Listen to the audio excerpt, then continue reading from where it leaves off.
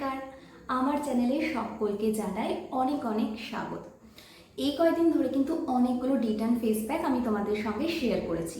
তো আজকে আমার এই সিরিজের লাস্ট এপিসোড, মানে এরপরে অন্য কোনো ভিডিও আসবে।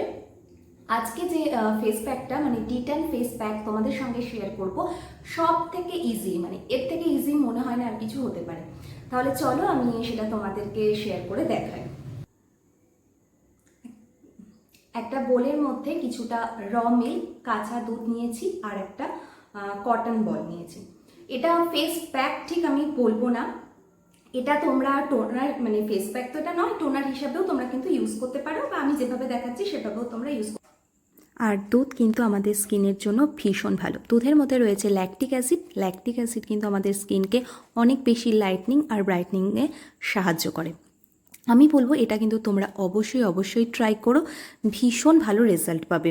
যদি তোমরা অন্য আর কিচ্ছু ইউজ করতে না পারো, এটা তো অবশ্যই পারবে, ভীষণ ইজি।